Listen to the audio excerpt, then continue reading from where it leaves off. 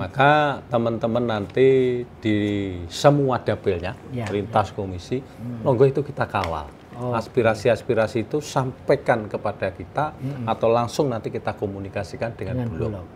Bersama Pak Bupati atau kami nanti dari fungsi legislasinya ini akan terus kita kawal itu sehingga tetap bisa menguntungkan masyarakat terutama Nganjuk karena memang petani.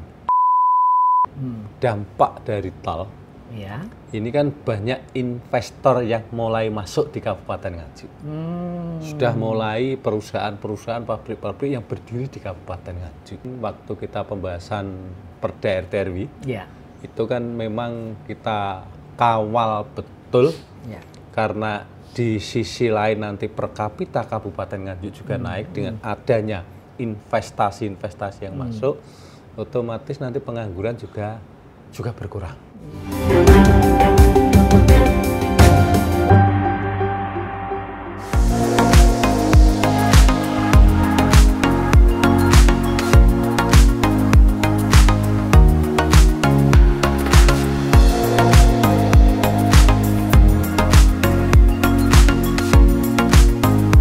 Assalamualaikum warahmatullahi wabarakatuh, Tribuners dan pemirsa harian Surya dimanapun berada. Kembali bertemu dengan saya Trimulyono, pemimpin redaksi Tribun Jatim Network.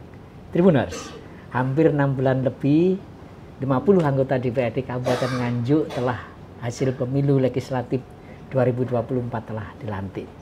Apa saja hasil yang sudah dihasilkan selama 1 semester ini, dan kira-kira isu-isu apa sih yang menjadi konsentrasi para wakil rakyat dalam 5 tahun ke depan? Kini telah bersama saya Bapak Ketua DPRD Kabupaten Nganjuk, Bapak Tatip Heru Cahyono. Segar sekali nih. Meskipun semalam katanya begadang ya. Begadang. Sampai jam kelurahan ke konstituen. Sudah kebiasaan. Baik, Pak Tatip, sebelum kita ngobrol lebih jauh, bisa diupdate Pak Tatip komposisi fraksi dan pimpinan hasil pemilu legislatif 2024. Terima kasih. Sebelumnya kami ucapkan terima kasih dari teman-teman kru Tribun yang telah menyambangi kami. Sekali lagi kami ucapkan terima kasih.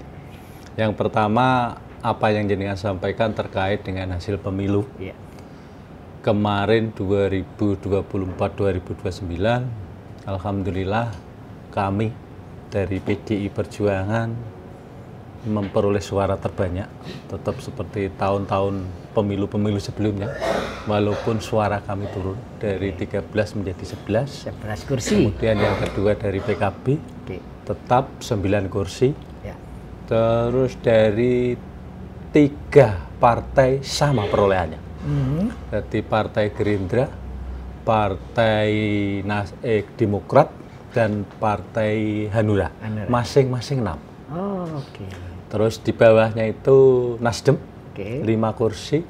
Fraksi sendiri juga Nasdem? Total fraksinya ada 7. 5 utuh. Utuh itu PDI Perjuangan, PKB, kemudian Gerindra, Hanura, Demokrat. Tuh, yang gabungan itu dari Nasdem 5 sama PKS 2. Itu gabungan Nasdem. Terus ada lagi gabungan yang terakhir Golkar 4. Yang satu itu P3 gabung sama PKB. Perindo sementara tidak ada. Belum. Yang kemarin ada 1, sekarang sudah tidak ada. Berarti unsur pimpinan Pak Tati sendiri unsur pimpinan sebagai ketua dari PDI Perjuangan, saya dari PKB. Nah, wakil 1, wakil kedua itu Gerindra, wakil 3 Demokrat. Demokrat. Demokrat. Baik, Pak Tatip, ini sudah hampir 6 bulan ya dilantik. Sudahkah ada raperda apa yang sudah digolkan ini, Pak Tatip, selama 6 bulan? Terkait dengan raperda, saat ini kita sudah membentuk 4 pansus. Dari masing-masing pansus membahas 2 raperda. Terus kemarin ada yang bukan raperda, LKPJ. LKPJ itu kemarin kita bahas juga di pansus dan sekarang sudah proses berjalan. Jadi ini 6 bulan ini masih menampung usulan berproses pembahasan 8 raperda. Ada yang paling krusial barangkali bisa di-spill Pak Ketua. Yang di antara kemarin terkait dengan RPJMD. Oke. RPJMD karena itu memuat misi visi bupati dan harus nanti diketahui oleh masyarakat secara umum. Maka itu nanti kan sudah kita lakukan pembahasan. Kemarin sudah persetujuan ranwal RPJMD, sudah kita paripurnakan, nanti kemudian dikirim gubernur, nanti rankir, kemudian dibahas di pansus. Dan ini kita harapkan benar-benar karena memang itu misi visi bupati, maka pansus itu memang ya benar. Nanti apa yang perlu disampaikan, apa yang perlu ditanyakan, apa yang perlu dituangkan dalam raperda menjadi perda. Itu memang benar-benar sangat urgent sekali menurut saya. Itu ya yang paling urgentnya. Barangkali ada lagi raperda yang terkait langsung ke kepentingan masyarakat. Termasuk salah satunya perda desa. Oh, perda desa. Ya, gitu. Ada evaluasi karena kemarin dari amanat undang-undang itu kita ada revisi perda desa. Nah, yang kemarin itu memang sudah kita bentuk, kemudian kita kembalikan lagi untuk penyempurnaan. Ini kita tunggu dan nanti untuk secepatnya bisa dibahas karena perda desa menyangkut kepentingan masyarakat Kabupaten Nganjuk. Dan saya kira ini nanti penting sekali ketika pemerintah pusat kan sedang berencana mau mendirikan koperasi merah putih di masing-masing desa, Pak Tatib. Nah, ini saya kira apakah ini juga nanti akan menjadi salah satu pertimbangan dalam raperda ini? Secara umum, yang itu belum masuk materi, tapi kan ada lain-lain kegiatan yang lain yang itu bersinggungan ke sana. Nah, termasuk itu nanti secara teknis pembahasannya seperti apa karena masih dilontarkan kesannya dan ini masih hal-hal yang terkait dengan kebijakan pemerintah pusat. Kami menunggu secara teknis informasi, komunikasi, koordinasi apa yang harus kita lakukan di pemerintah daerah terkait dengan program-program dari pemerintah pusat. Karena hal-hal teknisnya belum. Ini nanti kita mesti nunggu. Jangan sampai keliru kita melangkah. Betul. Kan gitu. Jadi ini beberapa hal tadi sudah disampaikan. Tapi kira-kira dalam setahun ke depan ini Pak Tatib, apa ya yang menjadi prioritas selain RPJMD, raperda desa? Apa ya? Jadi target di 1 tahun pertama ini Pak Tatib. Yang rutin itu perda tentang APBD. Itu kan pasti rutin dan alhamdulillah kami sudah menjabat 4 periode ini. Ini alhamdulillah selalu tepat waktu. Dan perda APBD mulai induk maupun PAK. 2 perda itu kan pasti. Sesuai dengan informasi yang masuk ke sini itu menjadi target kami. Contoh sekarang ini yang lagi menjadi perbincangan di masyarakat terkait pajak galian. Nah, contoh itu. Sehingga ini perlu menjadi pembicaraan teman-teman apa yang harus dilakukan, solusinya seperti apa, masukan dari masyarakat seperti apa. Sehingga kami bisa pajak galian C ya, Pak Ketua ini ya. Yang selama ini informasi-informasi itu terus yang ada di masyarakat kesimpang siuran itu. Sehingga hari ini juga ini tadi ada rapat gabungan Komisi 1, 2, 3, 4 terkait dengan galian. Kita manggil dengan OPD terkait dengan pelaku-pelaku sehingga akan ketemu. Misalkan di salah satu galian informasi sudah sekian kubik, terus pajaknya berapa, yang masuk ke daerah berapa, yang belum terbayar berapa. Ini kan informasi-informasi masih simpang siur di masyarakat. Sehingga ketika kita panggil ke sini, kita rapat gabungan Komisi 1 bidang hukum pemerintahan, Komisi bidang ekonominya, Komisi 3 bidang yang meliputi bidang pembangunannya. Ini akan tahu. Nanti akan kita sampaikan kepada masyarakat melalui teman-teman anggota DPRD di dapilnya masing-masing. Ini loh contohnya yang menjadi, sehingga ini kita akan menjadikan semacam sosialisasi kepada masyarakat bahwa ini tidak benar, ini belum berizin, ini sudah bayar pajak. Ini akan mengetahui detailnya terkait dengan isu-isu yang ada di masyarakat. Dan ini terjadi di banyak daerah ya Pak. Memang satu sisi pemerintah membutuhkan pemasukan dari Galian C. Tapi sisi yang lain bagaimana agar Galian C ini tidak merusak lingkungan. Betul. Gitu. Di sisi lain ini harus diakui menjadi mata pencaharian masyarakat. Betul. Saya kira begitu. Jadi ini DPRD akan menjadi pihak yang di tengah ya, agar semua pihak bisa terayomi ya. Di satu sisi, kita memang mengharapkan investor bisa masuk ke Nganjuk dengan segala kemudahannya, dengan sebagai argumen kita tidak menghambat. Di sisi lain, pemerintah daerah, masyarakat Kabupaten Nganjuk mendapat dampak positif dari investor yang masuk. Contoh terkait dengan tambang. Jangan sampai mereka karena kebutuhan ini mengabaikan regulasi-regulasi yang sudah ada. Ini kan akhirnya merugikan Nganjuk, merugikan masyarakat Nganjuk.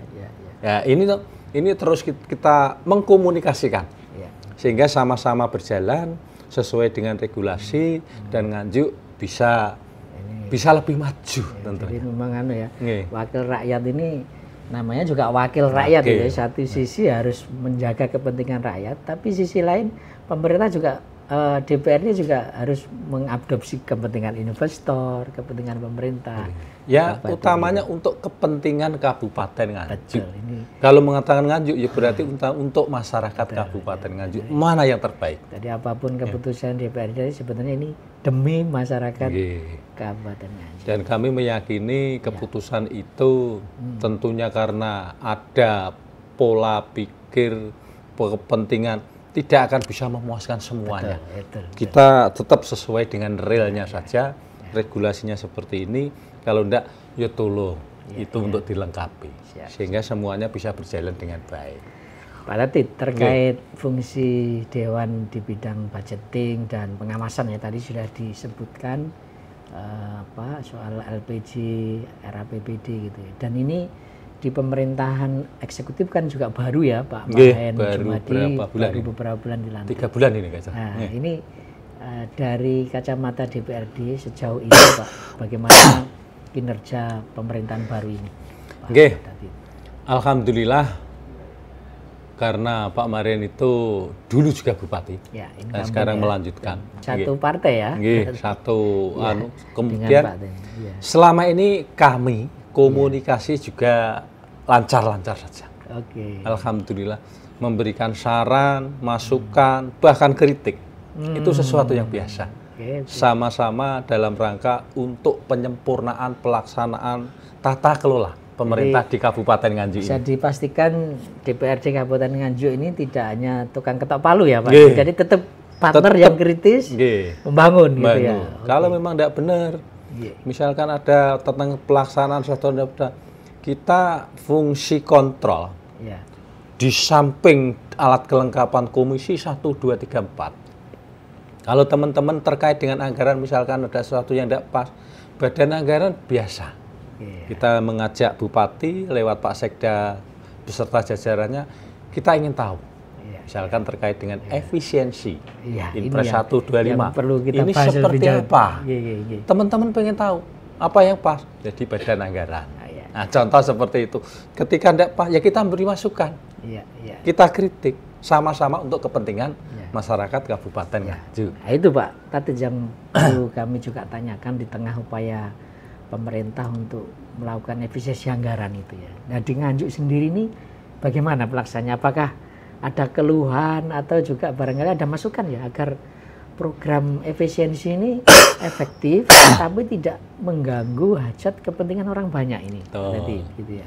Ini contoh saja terkait dengan Impres 1 2025 efisiensi ini yang ada di kami, di DPRD. Kami hampir sekitar 8 miliar, 18. Pengurangannya ya? Pengurangannya. Boleh dikatakan begitu. Maka karena ini perintah, maka kami harus melakukan itu. Dan semuanya berlaku di OPD-OPD yang lain. Otomatis memang agak sedikit mengganggu. Otomatis. Karena kinerja yang seharusnya kita lakukan ini tidak boleh, karena memang harus ada efisiensi. Rapat-rapat yang penting-penting, koordinasi, bila perlu cukup Zoom. Kadang-kadang ini kan memang kurang pas. Ya. Beda kalau kita langsung Face to face. rapat, misalnya konsultasi, langsung ketemu, itu kan akan muncul ide-ide yang akan dipertanyakan terkait dengan kondisi. Betul, betul. Tapi ketika Zoom itu rasanya kan kurang pas. Apa yang kita sampaikan. Ekspresi pengusul nggak contohnya tampak, seperti gitu ya. itu. Nah, kami apapun itu, karena memang itu keputusan dari pemerintah pusat, maka kita ya otomatis menindaklanjutinya dengan segala upaya. Nah, mau tidak mau, yang jelas kita tetap mengoptimalkan kinerja teman-teman, baik dari sisi budgeting, sisi kontrol maupun fungsi legislasinya. Kami akan terus mengupayakan semaksimal mungkin. Tapi ada juga nggak keluhan dari teman-teman OPD terkait efisiensi atau dari masyarakat yang terdampak akibat efisiensi ini, Pak? Kalau OPD kan ya pasti. Iya, pasti. Otomatis lah. Karena kalau dari masyarakat, saya itu kan biasa kalau longgar, mesti keliling, terus ngopi. Iya. Dengan lintas komunitas. Ada komunitas-komunitas itu akhirnya ngobrol. Dengan CP ya. Kemarin dengan komunitas CP. Ya. Saya ada komunitas bonsai. Iya. Pokoknya ya komunitas-komunitas teman-teman badminton. Nah, itu semuanya. Kadang longgar, kita kayak tadi malam kami setelah main itu jagongan sampai jam 2 malam. Bulu tangkis. Iya. Di situ akhirnya kan mampir di salah satu tempat, misalnya di warung, ada di tempat tamu. Ternyata itu akan muncul keluhan masyarakat yang real karena jagongan. Tidak ada forum resmi, tidak direkayasa. Betul. Gimana mereka dapat? Sepi Pak sekarang. Kondisi contoh, warung dulu dapatnya berapa? Misalkan dulu ada sampai ratusan porsi, kemudian di tempat mie itu. Sekarang itu sepi Pak, jauh menurun. Saya juga pernah di salah satu angkringan yang ramai, itu juga sama. Jadi memang dampaknya ya cukup signifikan terhadap perputaran perekonomian di Kabupaten Nganjuk. Di tempat lain kami belum tahu. Di Nganjuk ini dampaknya ya cukup bisa dirasakan. Nah, kira-kira ada gagasan atau usulan Pak yang bisa disampaikan ke pemerintah agar ya memang situasi ini kan dampaknya tidak hanya di Indonesia ya, situasi perang dagang di kawasan global gitu ya, perang di Rusia Ukraina itu juga memang punya andil berdampak, berdampak ke kita ya. Nah, barangkali ada dari obrolan atau cangkruan dengan konstituen itu ada usulan atau gagasan yang kira-kira itu bisa membantu untuk memulihkan kondisi kan. Itu karena di Nganjuk mayoritas itu kan petani. Mayoritas petani. Jadi ada salah satu program yang sebenarnya cukup diharapkan oleh masyarakat Nganjuk karena sebagian besar petani. Saat ini contoh musim panen padi. Ini musim panen padi yang pengairan dari Pak ya, tada hujan ya. Ya, tada hujan juga ada irigasi. Ya. Kalau memang ini Nganjuk kan memang sudah diproses. Musim ini padi, musim ini jagung, musim ini bawang merah kan seperti itu. Dan ini waktunya panen padi saat ini. Panen padi contoh. Itu kemarin Pak Presiden sudah mengatakan Bulog harus menerima hasil panen 6.500. Dengan harga 6.500. Kurang lebih seperti itu ya. Dan itu langsung ditangkap oleh petani bahwa mereka harus dalam kondisi apapun. Bulog harus bisa menerima hasil panen gabah 6.500. Ternyata setelah panen ini kan ada beberapa persyaratan. Misalnya harus kering, harus seperti itulah. Ini yang kadang-kadang salah persepsi di masyarakat. Akhirnya kemarin sempat riak-riak ada demo dan kita datangi Bulog bersama Pak Bupati juga.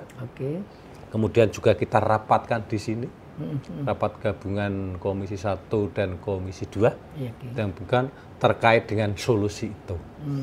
Dan memang dengan keterbatasan yang dimiliki Bulog, tidak serta-merta semuanya diterima 6,5. Berarti masih ada memang layak yang diterima itu dengan kondisi seperti itu.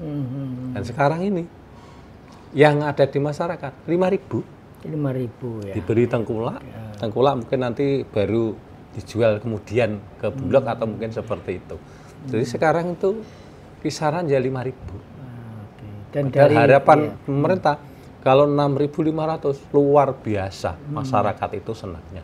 Karena memang membantu perekonomian mereka dalam kondisi yang saat ini seperti ini. Jadi solusi atau gagasan yang disampaikan Dewan adalah bagaimana agar serapan hasil panen itu tetap di harga 6.500 itu, Pak. Dihargai sesuai dengan perintah Presiden. Gitu. Di banyak daerah itu, Pak, Bulog bekerja sama dengan perusahaan-perusahaan penggilingan padi swasta. Lalu hasil panen petani itu ditampung di penggilingan padi itu sih, Pak. Ya, memang jadi itu yang kita harapkan di gudangnya Bulog saja. Kita harapkan seperti itu. Maka teman-teman nanti di semua dapilnya, lintas komisi, monggo itu kita kawal. Aspirasi-aspirasi itu sampaikan kepada kita atau langsung nanti kita komunikasikan dengan Bulog. Bersama Pak Bupati atau kami nanti dari fungsi legislasinya ini akan terus kita kawal itu sehingga tetap bisa menguntungkan masyarakat terutama Nganjuk karena memang petani. Jadi sebenarnya enaknya punya wakil rakyat ya itu sebetulnya punya tempat untuk sambat lah paling enggak itu memperjuangkan aspirasi. Betul. Baik, Pak Tatit, selain sektor pertanian ya, apalagi ya yang jadi unggulan di Nganjuk atau barangkali bisa diupayakan ya untuk ke depan menjadi sektor unggulan dalam rangka untuk mendongkrak perekonomian? Nganjuk itu setelah pertanian, dampak dari tol, ini kan banyak investor yang mulai masuk di Kabupaten Nganjuk. Sudah mulai perusahaan-perusahaan, pabrik-pabrik yang berdiri di Kabupaten Nganjuk. Betul. Maka kemarin waktu kita pembahasan Perda RT/RW, itu kan memang kita kawal betul, karena di sisi lain nanti per kapita Kabupaten Nganjuk juga naik dengan adanya investasi-investasi yang masuk, otomatis nanti pengangguran juga berkurang. Harapan kami, mereka selain bertani, mereka bisa akan terserap di industri-industri yang ada di Kabupaten Nganjuk. Otomatis nanti kan juga bisa ada tambahan PAD Kabupaten Nganjuk, per kapita Kabupaten Nganjuk. Setelah itu harapan karena semakin banyak orang yang ada di Kabupaten Nganjuk, investasi banyak, harusnya pariwisata itu pendukung. Jadi, karena investasi banyak. Betul. Begitu investasi banyak, maka orang yang bekerja kan banyak. Hari libur mestinya mereka ya butuh rekreasi. Jadi pariwisata itu sektor yang anti krisis ya. Makin krisis orang tetap butuh healing ya, Pak. Butuh healing. Nah, Nganjuk potensinya luar biasa. Ada Studo, Lingkar Selatan, itu kan cukup view-nya cukup bagus. Betul. Dan juga kalau kita melihat misalkan sebagai pembanding di Batu, sana juga dingin. Dingin sana. Berarti memang hutannya itu hutan subur. Misalkan di sana itu dibuat semacam untuk wisata. Wisata di samping ada Studo, Roro Kuning, terus desa adat di sana itu Locer Bajulan. Itu kan mungkin nanti bisa dikemas sebagai daerah wisata Nganjuk yang memang potensinya. Kalau saya melihat, misalkan ke Jogja gitu ya, Nganjuk ini ternyata sebenarnya luar biasa kalau mengambil kalah gitu ya. Kalau misalkan hanya kita menjual view-nya itu bagus. Tidak kalah ya. Tidak kalah. Saya melihat misalkan di puncak sana, di sana juga ada rintisan misalkan kayak Bukit Surga. Itu murni hanya dikelola oleh desa, BUMDes. Itu juga lumayan. Lah hal itu ketika ada investasi masuk akan sangat luar biasa. Itu hanya dikelola oleh desa. Nah, maka sektor pariwisata memang harusnya juga ikut mengimbangi pertumbuhan ekonomi yang ada di Kabupaten Ini akan dikawal secara khusus oleh Dewan, termasuk dalam rumusan RT/RW gitu ya. Bagaimana agar investor merasa nyaman untuk datang ke Nganjuk ini ya. Baik. Pak Tatit, di luar itu pemerintah pusat ini kan punya beberapa program unggulan ya. Ada tadi sudah disebutkan soal ketahanan pangan, ada makan bergizi gratis gitu ya. Dan sebelumnya itu Pak Prabowo sebagai presiden menyampaikan MBG ini diharapkan mendongkrak pelaku-pelaku UMKM gitu ya, memasok bahan makanan untuk MBG. Nah, Nganjuk sebagai pusat pertanian, sejauh ini dampak dari program MBG terhadap masyarakat Nganjuk seperti apa? Sampai hari ini kami mencoba mengkomunikasikan terkait dengan satu program ini, program unggulan dari Pak Presiden. Ya. Sampai hari ini masih uji coba. Tapi sudah jalan kalau di Nganjuk, sudah ada yang jalan, Pak? Sudah ada, tapi sifatnya masih uji coba. Oke. Belum misalkan di ya, SD ini nanti seminggu coba, terus misalkan di tempat lain masih sifatnya uji coba. Jadi belum begitu ada dampaknya, karena masih belum yang langsung berjalan sesuai yang dikehendaki. Misalkan dalam 1 bulan ini khusus SD ini kan masih ini misalnya uji coba ini 5 hari, ini seminggu, masih uji coba. Maka harapannya ketika itu nanti berjalan, ya memang bisa, karena Nganjuk sekali lagi petani, kan bisa menambah semangat mereka untuk mencukupi kebutuhan itu. Betul. Otomatis secara ekonomi juga akan menambah pemasukan dari petani yang memasok dari kebutuhan MBG itu. Dan harusnya tidak hanya memasok untuk kepentingan Nganjuk ya, sebetulnya bisa untuk Surabaya, yang unggulannya sini bisa dibutuhkan untuk daerah-daerah misalkan bawang merah. Betul. Nah, misalkan seperti itu. Sampai hari ini kalau kami melihat di masyarakat kok belum ada dampaknya terkait dengan MBG. Karena memang masih uji coba ini. Masih uji coba ini. Kita ya mencoba hanya misalkan dulu ini juga secara teknis masih simpang siur, siapakah ini nanti yang nangani, apakah dari dulu ada informasi dari Kode, informasi dari pemerintah kabupaten, ada langsung ke pemerintah desa, ada yang dari pendidikan, ini kan juga masih simpang siur. Ternyata informasi terakhir waktu itu yang nangani nanti MBG, langsung Badan Gizi Nasional, BGN. Langsung dari Badan Gizi Nasional. Ya mudah-mudahan nanti itu ada dampaknya, dan itu berjalan, dan ada dampak positif secara ekonomi di teman-teman yang ada di Kabupaten Nganjuk sebagai pusat penyumbang pertanian di Jawa Timur terbesar. Misalnya beras, ini kan juga luar biasa. Unggulannya di sini bawang merah, apalagi untuk nyuplai kabupaten-kabupaten lain, otomatis semangat mereka untuk bertani kan akan bertambah. Pak Datit, terkait tadi yang soal kawasan industri, Nganjuk kan berjuang untuk mensukseskan kawasan industri Nganjuk ya, King ini. Gitu ya. Satu sisi, misalnya di Surabaya Raya itu kan upah UMK-nya sudah cukup tinggi gitu ya, sehingga pilihannya itu adalah keluar Surabaya Raya. Betul. Dan Nganjuk ini salah satu pilihan. Betul. Nah, untuk menyiapkan itu Pak Datit, kira-kira apa ya yang harus dilakukan pemerintah Kabupaten Nganjuk agar ini peluang ini nggak terbuang sia-sia gitu. Jangan sampai kemudian pindahnya ke Jawa Tengah gitu ya. Punya usulan Pak Datit. Ini yang terus kami komunikasikan. Kami juga mengkoordinasikan dengan Pak Bupati. Dengan kawasan industri Nganjuk. Periode yang kemarin, Bupati yang kemarin, itu sempat menawarkan King 1, King 2, King 3. King 1 di daerah Rejoso sini, King 2 daerah Gunda, King 3 daerah Lengkong.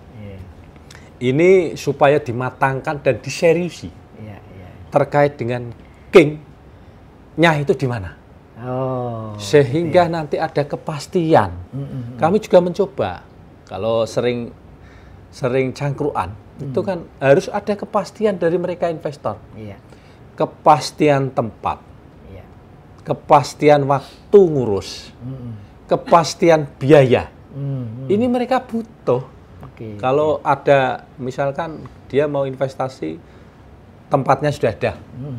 Nah, misalkan nanti dibantu oleh pemerintah daerah, mau kawasan ini untuk kawasan industri, sehingga tempatnya deposit. Oke.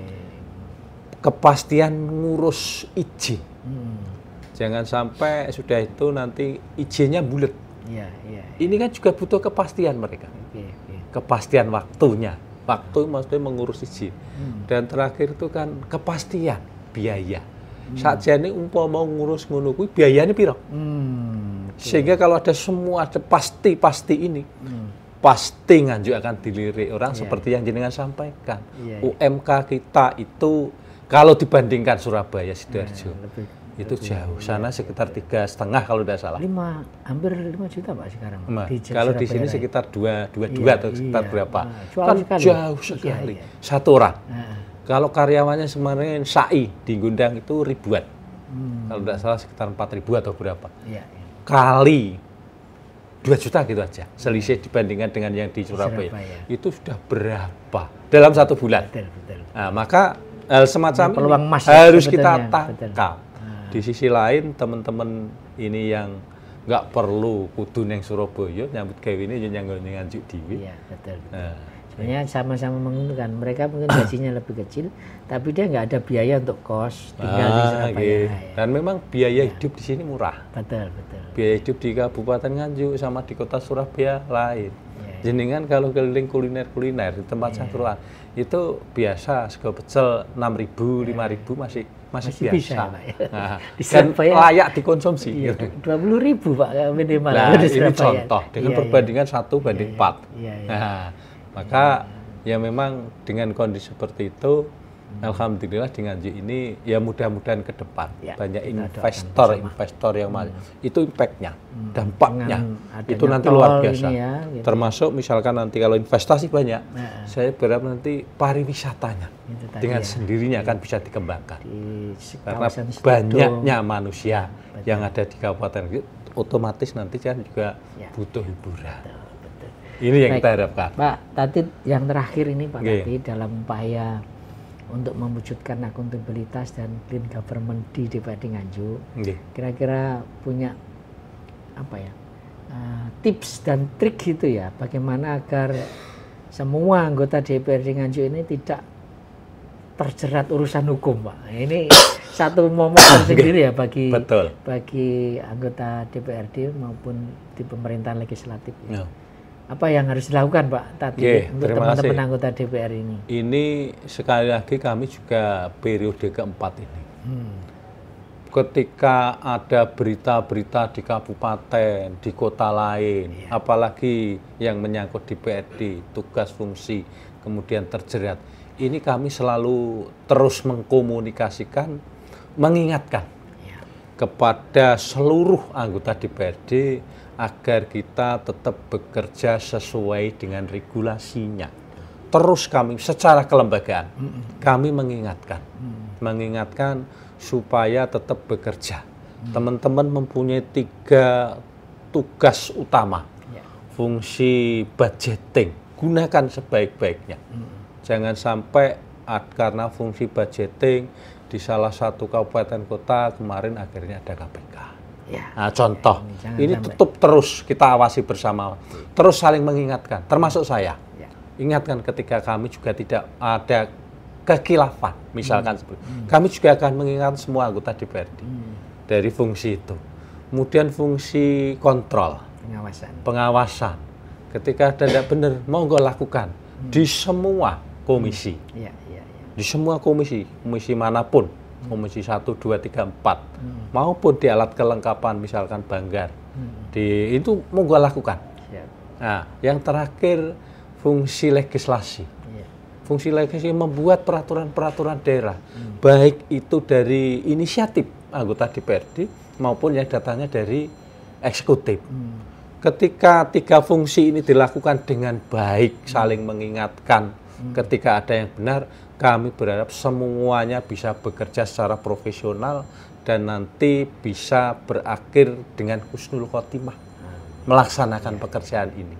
Kami mewanti-wanti, termasuk diri kami, Kami mewanti-wanti supaya bisa melaksanakan terutama 3 fungsi ini dengan sebaik-baiknya. Ketika ada satu indikasi yang tidak benar, ingatkan saling kami. ingatkan gitu ya. Saya juga akan mengingatkan teman-teman semua anggota DPRD sehingga kita akan selamat dari masalah-masalah. Berakhir dengan husnul khotimah. Nggih. Baik. Tribuners dan pemirsa harian Surya dimanapun berada, tadi banyak hal ya yang sudah disampaikan Bapak Ketua DPRD Kabupaten Nganjuk, Pak Tatit Heru Cahyono. Banyak masukan, gagasan, tetapi DPRD Kabupaten Nganjuk tidak bisa bekerja sendirian. Harus kompak dengan legislatif dan harus bekerja sama juga dengan masyarakat demi mewujudkan kesejahteraan masyarakat Kabupaten Nganjuk. Tribuners, sampai di sini obrolan saya dengan Pak Tatit. Sampai ketemu dengan tokoh-tokoh selanjutnya. Saya Trimulyono mohon pamit undur diri. Wassalamualaikum warahmatullahi wabarakatuh. Waalaikumsalam. Download Tribun X sekarang. Menghadirkan lokal menjadi Indonesia.